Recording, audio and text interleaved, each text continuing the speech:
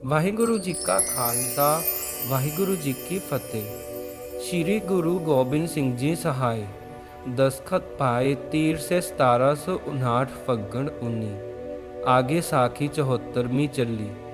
गुरु सच्चा पातशाह जगत गुरु पंथ का वाली सर्वशक्तिमान अंतरजामी आनंदपुर साहिब जी विखे संगत प्रति हुक्म किता है। हे सिखो, रात की जंग विखे सिंह लिखारी शहीद हुआ है। विवान पर बैठकर बैकुंठपुरी को गया है। अब भाई मनी सिंह को बुलाओ, लिखिया करे। उस समय एक सिख अतर सिंह नामी ने बेनती करके, हे गुरु सच्चे पातशाह जी, मेरे गृह विखे बेटा पैदा हुआ है जी। मैं तमाड़ करा डूम हेली पढ़दे है मुइया के नाम लेके। की हुक्म है जी। हुक्म होया, सिखा बेटा जन्मे का रोला बहुत होता है। तुसी चुप करके श्री गुरु ग्रंथ साहिब जी का पाठ करवाओ। मुइया का नाम बालक पास ना सुनाओ। अकाल पुरख जी आप ही बालक की रक्षा करेगा। जे तुसी तमान करोगे तुहाडे पासों एडी खुशी सहारी नहीं जानी। मत बालक दा विघन हो जावे। ये तो समझो वधाई को सुन के सोतन ना उजाड़ू। खबर है वड्डा हुआ कैसा निकलेगा। माँ ते बाप की सेवा करेगा या नहीं। किसी दी लड़की अपने सहुरिਆਂ ਨੂੰ ਤੁਰੀ ਸੀ। ਉਹਨਾਂ ਨੇ ਬਹੁਤ ਹੀ ਰੋਣਾ शुरू किया।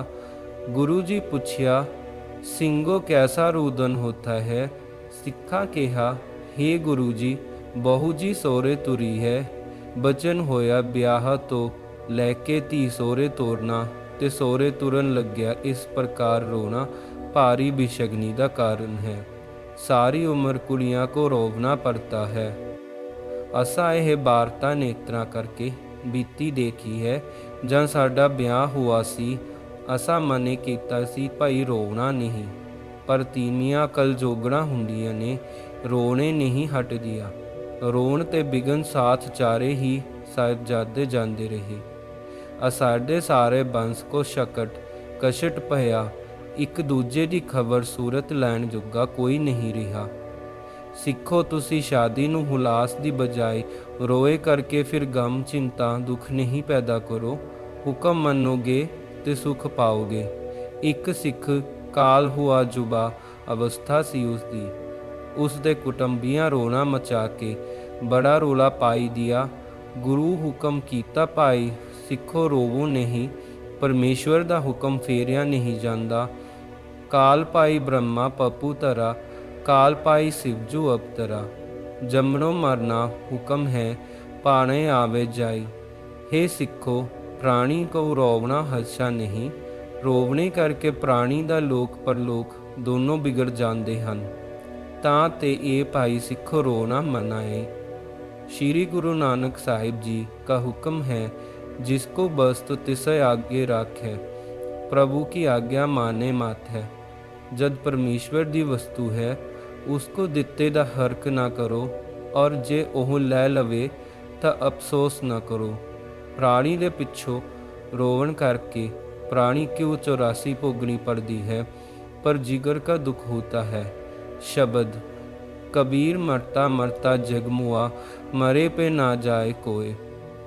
ऐसी मरनी जो मरे बहुरे ना मरना होए। 3 रोज रोवने से गुफर निकल जाता है। उसके बाद रोवने से जमदूत जींदिया जी का ख्याल नहीं छड़ते। जिस वक्त तीमियां रोना शुरू कर दियां हन, जमराज सुन के प्रसन्न होंदे हन और फिर उत्थे बसेरा करते हैं। दूरों ही सुन के आ जाते हैं, जैसे पशु मरे नूं देख के इल्ला दूरों दूरों आ जांदियां हन। सिखा कहा है, गुरु जी सानू जमदूत अखी दिखाओ जी। ता सच्चे पातशाह शब्द उचारिया, बाजीगर डंग बजाई, सब खलक तमाशे आई।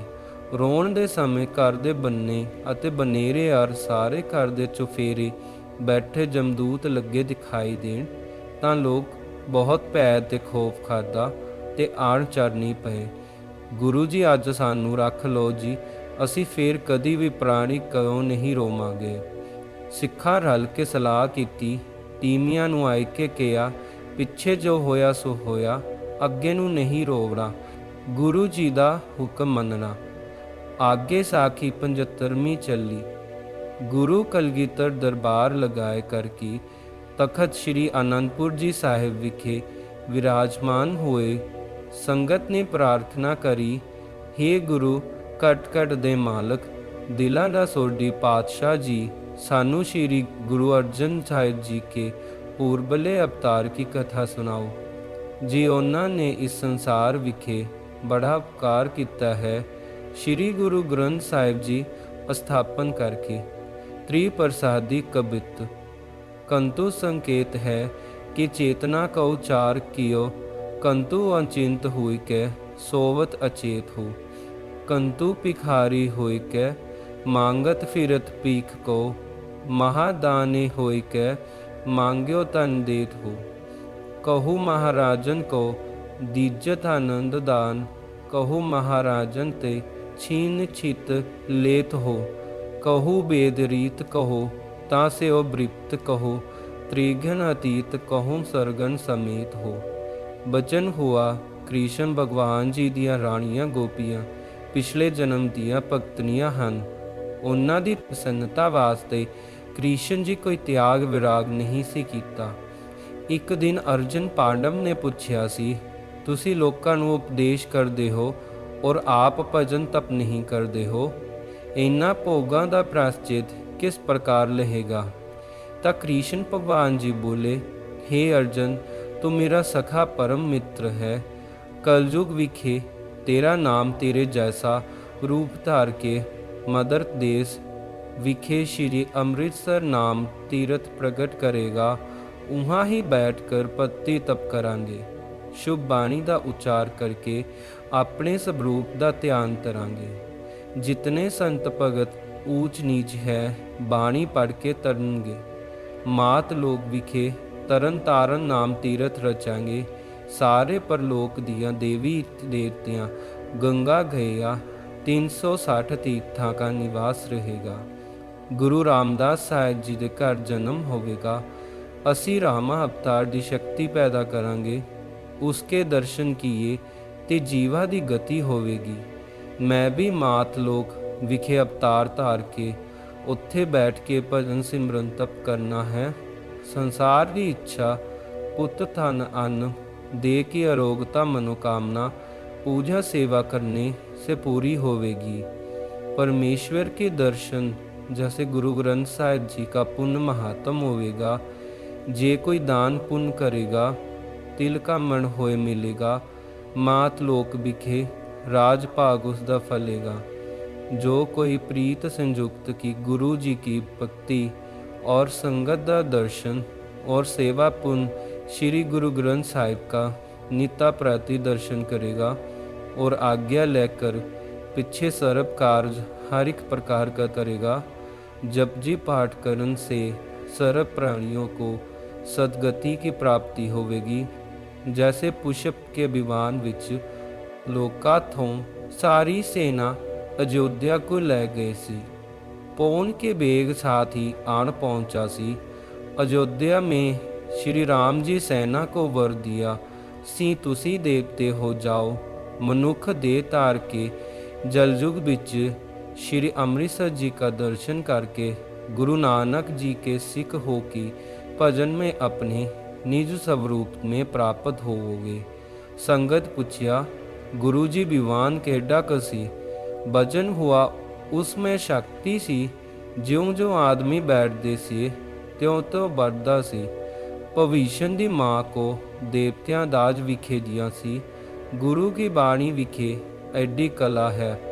भजन हुआ तोलू धर्मो दया का पुतु, संतोख थापे रखिया जिन्हें सुतु। हे सिखो, इतनी शक्ति अपर अपार श्री गुरु ग्रंथ साहिब विखे है। सतगुर सच्ची बचन सुनाए, गुरपुर भाग ही नहीं जाए। परम पवित्र गुरु का धाम, कर स्नान जपो जो नाम। एक चुल्ली भर पीवै कोई, जीवन मुक्त सो सहजे होई। ਲਾਂਗਰੀਆ ਅਰਦਾਸ ਕਰੀ ਜੀ ਮਹਾਰਾਜ ਗੁਰੂ ਜੀ ਲੰਗਰ ਤਿਆਰ ਹੈ ਜੀ। ਬਚਨ ਹੁਆ ਜਪਜੀ ਸਾਹਿਬ ਪੜ੍ਹ ਕੇ ਅਰਦਾਸਾ ਸੋਧ ਕਰ ਲੰਗਰ ਵਰਤਾਉਣ ਲਈ ਤਿਆਰ ਹੋ ਗਏ। ਅਪਾਰ ਸੰਗਤਾਂ ਦੀਆਂ ਪੰਗਤਾਂ ਲੱਗ ਗਈਆਂ। ਅਤੂਟ ਭੰਡਾਰਾ ਵਰਤਿਆ। ਫਿਰ ਸਤਿਗੁਰੂ ਜੀ ਕੀ ਚਰਨੀ ਸੰਗਤਾਂ ਆਏ ਲੱਗੀਆਂ। ਸਤਿਗੁਰੂ ਪੂਰੇ ਹੁਕਮ ਕੀਤਾ, ਸ਼ਬਦ ਮੇਰੇ ਮਾਥੈ ਲਾਗੀ ਲੈ ਧੁਰੇਸ਼ ਗੋਬਿੰਦ ਚਰਨਨ ਕੀ। ਮੇਰੇ ਮਾਥੈ ਲਾਗੀ ਤੁਰ ਜੋ ਜੂੰਦੇ ਅੰਮ੍ਰਿਤ ਕੀ। ਚਰਨ ਧੂੜ ਮਸਤਕ ਮੇ ਲਗਾਵਾਂਗੇ ਉਹ ਮੁਕਤੀ ਪਾਵਾਂਗੇ। ਜੋ ਮੂਏ ਦੀ ਹੱਡੀ ਪੀਸ ਕੇ ਅੰਮ੍ਰਿਤਸਰ ਤਲਾਬ ਵਿਖੇ ਜਾਂ परिक्रमा में पावेंगे ਉਹ ਆਪਣੀ ਕੂਲ ਬੰਸ ਡੁਬਾਵੇਂਗੇ ਔਰ ਨਰਕ ਵਿਖੇ ਜਾਏ ਪੜेंगी। श्री गुरु गोबिंद सिंह जी सहाय। दस्तखत पाए 13 से 1759 फग्गण 19। आगे साखी 74वीं चली। गुरु सच्चा पातशाह जगत गुरु पंथ का वाली सर्वशक्तिमान अंतरजामी आनंदपुर साहिब जी विखे संगत प्रति हुक्म किता है। हे सिखो, रात की जंग विखे सिंह लिखारी शहीद हुआ है। विवान पर बैठकर बैकुंठपुरी को गया है। अब भाई मनी सिंह को बुलाओ, लिखिया करे। उस समय एक सिख अतर सिंह नामी ने बेनती करके, हे गुरु सच्चे पातशाह जी, मेरे गृह विखे बेटा पैदा हुआ है जी। मैं तमाड़ करा डूम हेली पढ़दे है मुइया के नाम लेके। की हुक्म है जी। हुक्म होया सिखा बेटा जन्मे का रोला बहुत होता है। तुसी चुप करके श्री गुरु ग्रंथ साहिब जी का पाठ करवाओ। मुइया का नाम बालक पास ना सुनाओ। अकाल पुरख जी आप ही बालक की रक्षा करेगा। जे तुसी तमान करोगे ਤੁਹਾਡੇ ਪਾਸੋਂ ਐਡੀ खुशी सहारी नहीं जानी। मत बालक दा विघन हो जावे। ये तो समझो वधाई को सुन के सो तन ना उजाड़ू। खबर है ਵੱਡਾ हुआ कैसा निकलेगा। माँ ते बाप की सेवा करेगा या नहीं। ਕਿਸੇ ਦੀ ਲੜਕੀ ਆਪਣੇ ਸਹੁਰਿਆਂ ਨੂੰ ਤੁਰੀ ਸੀ। ਉਹਨਾਂ ਨੇ ਬਹੁਤ ਹੀ ਰੋਣਾ ਸ਼ੁਰੂ ਕੀਤਾ। ਗੁਰੂ ਜੀ ਪੁੱਛਿਆ, ਸਿੰਘੋ ਕੈਸਾ ਰੂਦਨ ਹੋਤਾ ਹੈ। ਸਿੱਖਾਂ ਕਿਹਾ, हे ਗੁਰੂ ਜੀ, ਬਹੂ ਜੀ ਸਹੁਰੇ ਤੁਰੀ ਹੈ। ਬਚਨ ਹੋਇਆ ਵਿਆਹ ਤੋਂ ਲੈ ਕੇ ਧੀ ਸਹੁਰੇ ਤੋਰਨਾ ਤੇ ਸਹੁਰੇ ਤੁਰਨ ਲੱਗਿਆ ਇਸ ਪ੍ਰਕਾਰ ਰੋਣਾ ਭਾਰੀ ਬਿਸ਼ਗਨੀ ਦਾ ਕਾਰਨ ਹੈ। ਸਾਰੀ ਉਮਰ ਕੁੜੀਆਂ ਕੋ ਰੋਵਣਾ ਪੜਤਾ ਹੈ। ਅਸਾਂ ਇਹ ਵਾਰਤਾ ਨੇਤਰਾਂ ਕਰਕੇ ਬੀਤੀ ਦੇਖੀ ਹੈ। ਜਾਂ ਸਾਡਾ ਵਿਆਹ ਹੋਇਆ ਸੀ ਅਸਾਂ ਮਨੇ ਕੀਤਾ ਸੀ ਭਾਈ ਰੋਵਣਾ ਨਹੀਂ, ਪਰ ਤੀਵੀਆਂ ਕਲ ਜੋਗਣਾ ਹੁੰਦੀਆਂ ਨੇ, ਰੋਣੇ ਨਹੀਂ ਹਟਦੀਆਂ। ਰੋਣ ਤੇ ਬਿਗਨ ਸਾਥ ਚਾਰੇ ਹੀ ਸਾਹਿਬਜ਼ਾਦੇ ਜਾਂਦੇ ਰਹੇ। ਸਾਡੇ ਸਾਰੇ ਬੰਸ ਕੋ ਸ਼ਕਟ ਕਸ਼ਟ ਪਿਆ।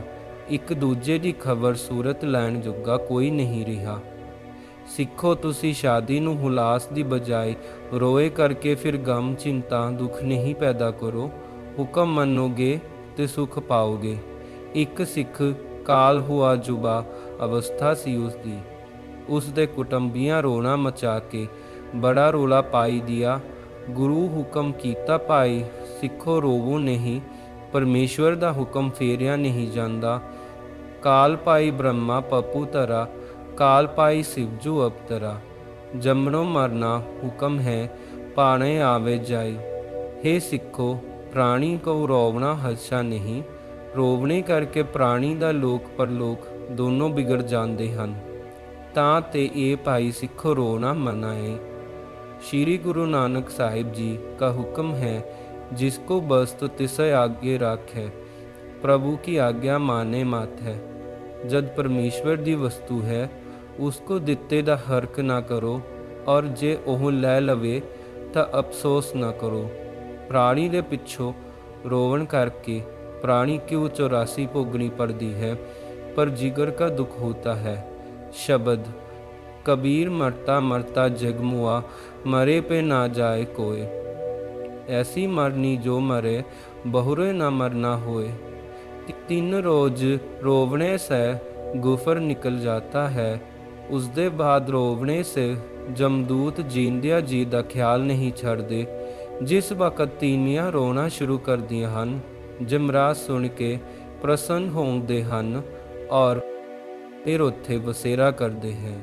ਦੂਰੋਂ ਹੀ ਸੁਣ ਕੇ ਆ ਜਾਂਦੇ ਹਨ, ਜੈਸੇ ਪਸ਼ੂ ਮਰੇ ਨੂੰ ਦੇਖ ਕੇ ਇੱਲਾਂ ਦੂਰੋਂ ਦੂਰੋਂ ਆ ਜਾਂਦੀਆਂ ਹਨ। ਸਿੱਖਾਂ ਕਿਹਾ ਹੈ, ਗੁਰੂ ਜੀ ਸਾਨੂੰ ਜਮਦੂਤ ਅੱਖੀ ਦਿਖਾਓ ਜੀ। ਤਾਂ ਸੱਚੇ ਪਾਤਸ਼ਾਹ ਸ਼ਬਦ ਉਚਾਰਿਆ, ਬਾਜ਼ੀਗਰ ਡੰਗ ਬਜਾਈ, ਸਭ ਖਲਕ ਤਮਾਸੇ ਆਈ। ਰੋਣ ਦੇ ਸਮੇਂ ਘਰ ਦੇ ਬੰਨੇ ਅਤੇ ਬਨੇਰੇ ਔਰ ਸਾਰੇ ਘਰ ਦੇ ਚੁਫੇਰੇ ਬੈਠੇ ਜਮਦੂਤ ਲੱਗੇ ਦਿਖਾਈ ਦੇਣ ਤਾਂ ਲੋਕ ਬਹੁਤ ਭੈ ਤੇ ਖੌਫ ਖਾਦਾ ਤੇ ਆਣ ਚਰਨੀ ਪਏ।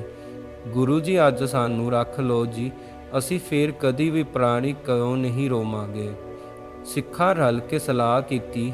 ਤੀਵੀਆਂ ਨੂੰ ਆਇ ਕੇ ਕਿਹਾ, ਪਿੱਛੇ ਜੋ ਹੋਇਆ ਸੋ ਹੋਇਆ, ਅੱਗੇ ਨੂੰ ਨਹੀਂ ਰੋਵਣਾ, ਗੁਰੂ ਜੀ ਦਾ ਹੁਕਮ ਮੰਨਣਾ। ਆਗੇ ਸਾਖੀ 75ਵੀਂ ਚੱਲੀ। ਗੁਰੂ ਕਲਗੀਧਰ ਦਰਬਾਰ ਲਗਾਏ ਕਰਕੇ ਤਖਤ ਸ੍ਰੀ ਆਨੰਦਪੁਰ ਜੀ ਸਾਹਿਬ ਵਿਖੇ ਵਿਰਾਜਮਾਨ ਹੋਏ। ਸੰਗਤ ਨੇ ਪ੍ਰਾਰਥਨਾ ਕਰੀ, ਹੇ ਗੁਰੂ ਘਟ ਘਟ ਦੇ ਮਾਲਕ, ਦਿਲਾਂ ਦਾ ਸੋਢੀ ਪਾਤਸ਼ਾਹ ਜੀ, ਸਾਨੂੰ ਸ਼੍ਰੀ ਗੁਰੂ ਅਰਜਨ ਸਾਹਿਬ ਜੀ ਕੇ ਪੂਰਬਲੇ ਅਵਤਾਰ ਕੀ ਕਥਾ ਸੁਣਾਓ ਜੀ। ਉਹਨਾਂ ਨੇ ਇਸ ਸੰਸਾਰ ਵਿਖੇ ਬੜਾ ਉਪਕਾਰ ਕੀਤਾ ਹੈ। ਸ਼੍ਰੀ ਗੁਰੂ ਗ੍ਰੰਥ ਸਾਹਿਬ ਜੀ ਸਥਾਪਨ ਕਰਕੇ त्रिप्रसादी कबित कंतु संकेत है कि चेतना का उच्चार कियो, कंतु अचिंत हुई के सोवत अचेत हो, कंतु भिखारी हुई के मांगत फिरत पीख को, महादानी हुई के मांग्यो तन देत हो। कहु महाराजन को दीजत आनंद दान, कहु महाराजन ते छीन छित लेत हो। कहु वेद रीत कहो, तासे ओ बृप्त कहो, त्रिघन अतीत कहो सरगन समेत हो। बचन हुआ कृष्ण भगवान जी दियाँ राणियाँ गोपियाँ पिछले जन्म दियाँ भगतनियाँ ਹਨ। ਉਹਨਾਂ ਦੀ ਪ੍ਰਸੰਨਤਾ ਵਾਸਤੇ ਕ੍ਰਿਸ਼ਨ ਜੀ ਕੋਈ ਤਿਆਗ ਵਿਰਾਗ ਨਹੀਂ ਸੀ ਕੀਤਾ। ਇੱਕ ਦਿਨ ਅਰਜਨ ਪਾਂਡਵ ਨੇ ਪੁੱਛਿਆ ਸੀ, ਤੁਸੀਂ ਲੋਕਾਂ ਨੂੰ ਉਪਦੇਸ਼ ਕਰਦੇ ਹੋ ਔਰ ਆਪ ਭਜਨ ਤਪ ਨਹੀਂ ਕਰਦੇ ਹੋ, ਇਹਨਾਂ ਭੋਗਾਂ ਦਾ ਪ੍ਰਾਸ਼ਚਿਤ ਕਿਸ ਪ੍ਰਕਾਰ ਲਹੇਗਾ। ਤਾਂ ਕ੍ਰਿਸ਼ਨ ਭਗਵਾਨ ਜੀ ਬੋਲੇ, हे अर्जुन, तू मेरा सखा परम मित्र है।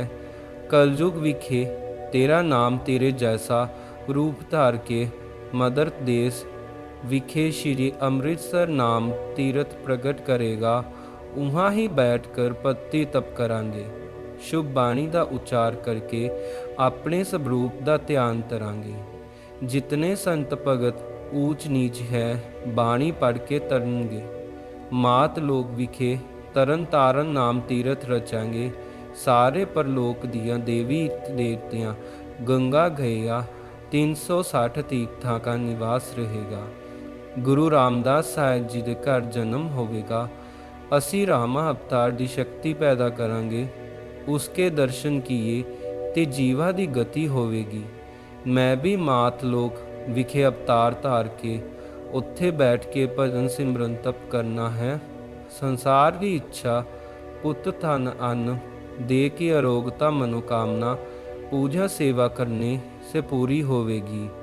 परमेश्वर के दर्शन जैसे गुरु ग्रंथ साहिब जी का पुण्य महात्म होवेगा।